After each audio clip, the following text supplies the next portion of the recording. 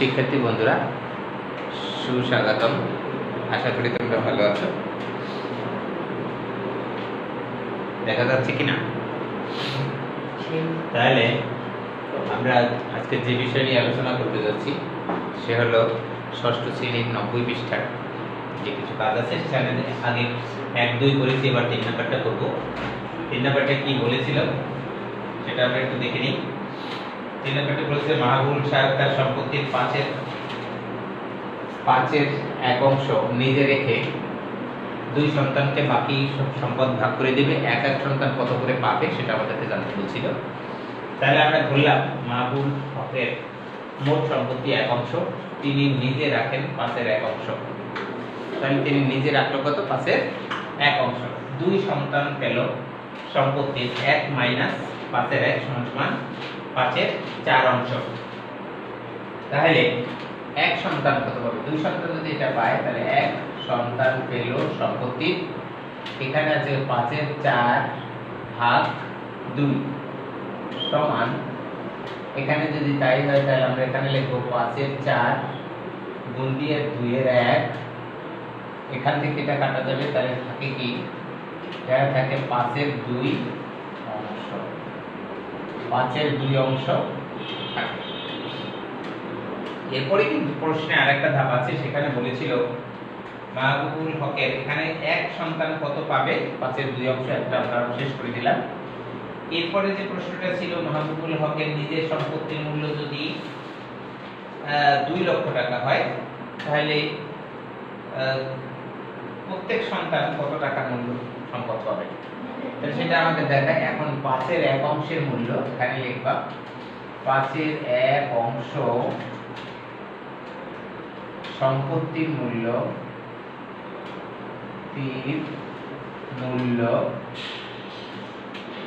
সম্পত্তির মূল্য হলো 2 লক্ষ টাকা।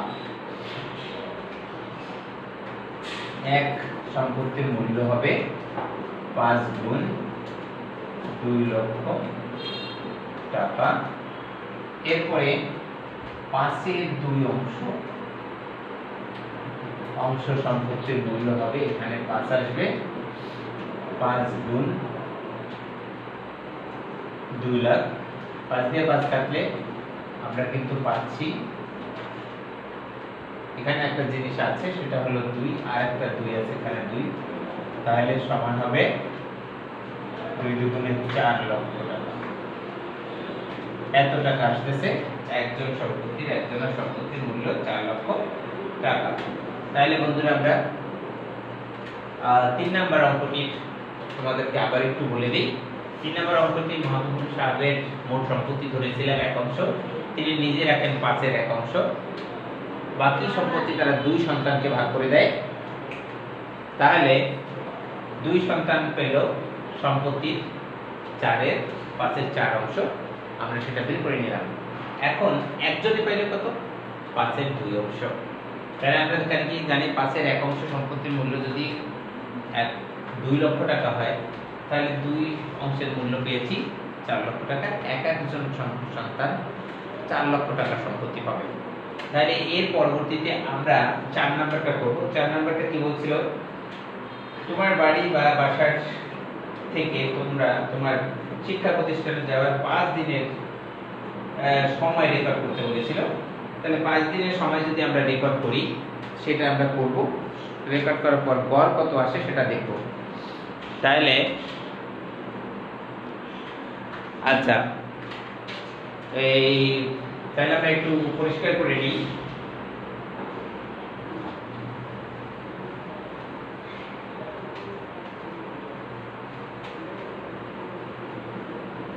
এখন এখানে কি লিখবো? মনে করি আমার বাড়ি বা বাসা থেকে আমাদের দূরত্ব, স্কুলের দূরত্ব, এখানে ধরি কত নাম্বার? 4 নাম্বার। তাহলে ধরি বাসা থেকে স্কুলের দূরত্ব, বা বাড়ি থেকে যাই এখানে ধরো বাসা থেকে স্কুলের বা শিক্ষা প্রতিষ্ঠান, যেটা লিখে না কেন ওরা প্রশ্ন করেছিল শিক্ষা প্রতিষ্ঠান, তোমরা শিক্ষা প্রতিষ্ঠান লিখতে পারো, স্কুল লিখতে পারো। স্কুলের দূরত্ব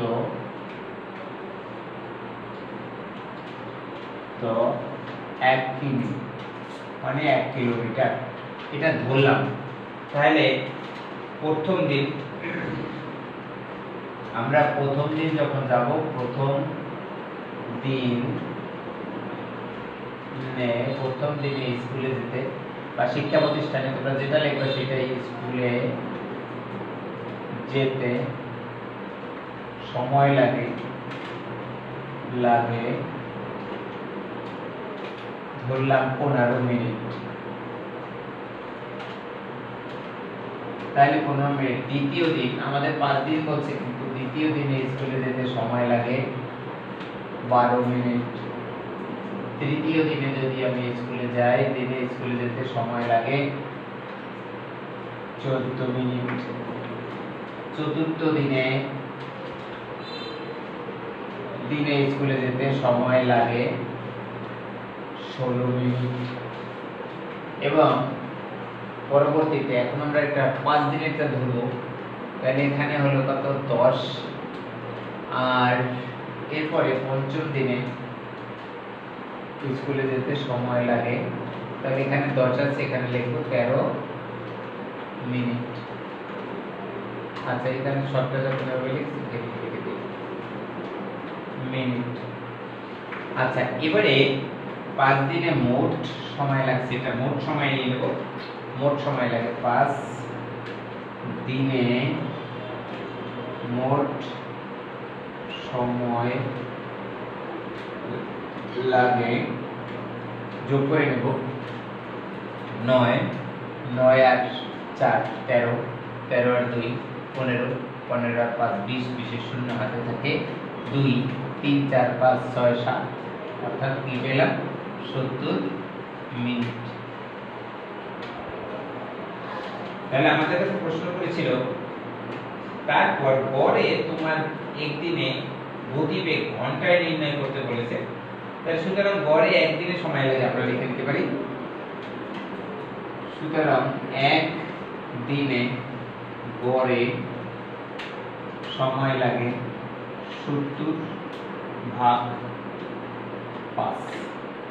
তাহলে আমরা কি জানি, 5 14 70 এত মিনিট, 14 মিনিট। তাহলে এটা আমরা পেয়েছি কি 14 মিনিট সময় লাগছে। এরপরে আমরা কি জানি, এখানে আমরা জানি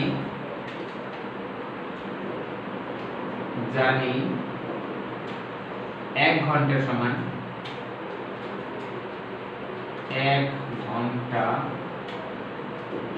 60 মিনিট।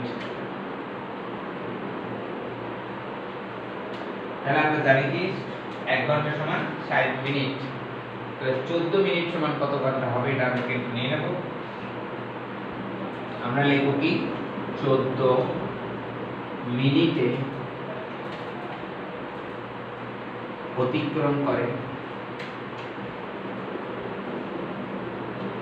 বা যেতে পারে 1 কিমি, 1 কিলোমিটার। তাহলে 1 কিলোমিটার গেল কত, 1 মিনিটে অতিক্রম করে কত, 1 মিনিটে অতিক্রম করে, নিচে হবে 14 উপরে 1 কিলোমিটার, অর্থাৎ 60 মিনিটে অতিক্রম করে। আমরা লিখে নিব, এখানে হবে 14 উপরে হবে 60। তাহলে আমরা 14 দিয়ে যদি 60 কে ভাগ করি, তাহলে কত আসবে দেখো তোমরা, 14 এখানে হবে 60, এটা দিয়ে যদি ভাগ করি তাহলে 4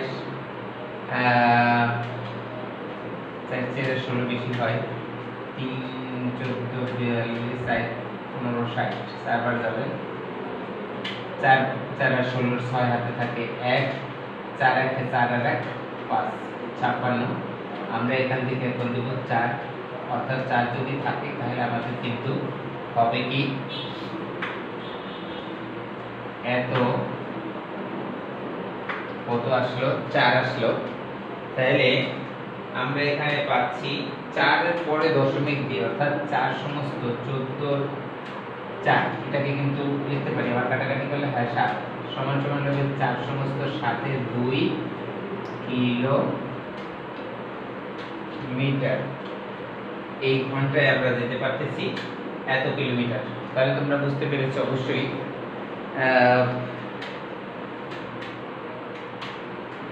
আমার এখানে একটু প্রবলেম, এই তাহলে এখন ঠিক আছে।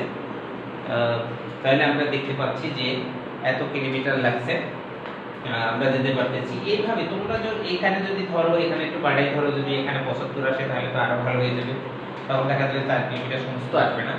যদি এখানে আমি যেটা ধরেছি এখানে যে এটা ধরতে হবে এমন কথা না, কিন্তু যদি তুমি একটু বাড়াই ধরো এখানে, যে এখানে ধরি আর 5 বাড়াই ধরতাম, তাহলে 5 14 70 যদি 5 15 75 হইতো, 15 মিনিট করে হলে তখন 4 ঘন্টা এসে পড়বে। এইভাবে তখন কিন্তু আমাদের কোনো সমস্যা আর হতো না। তাহলে বন্ধুরা আমরা বুঝতে পেরেছি অঙ্কগুলো কিভাবে করতে হয়। যদি অঙ্কগুলো তোমরা বুঝতে পারো, অন্যদের বোঝার সুযোগ করে দেওয়ার জন্য লাইক কমেন্ট শেয়ার করবে এবং সাবস্ক্রাইব করতে ভুলবে না। আমি প্রতিদিনই তোমাদের একটি না একটি অঙ্ক দিয়ে থাকি। যদি তোমরা সাবস্ক্রাইব করে থাকো তাহলে অবশ্যই পেয়ে যাবে, আর যদি সাবস্ক্রাইব না করো তাহলে প্লিজ সাবস্ক্রাইব করে দেবে। সবাই ভালো থাকে, সুন্দরভাবে অধ্যয়ন করে সুন্দর একটি জীবন পার করবে। বাই।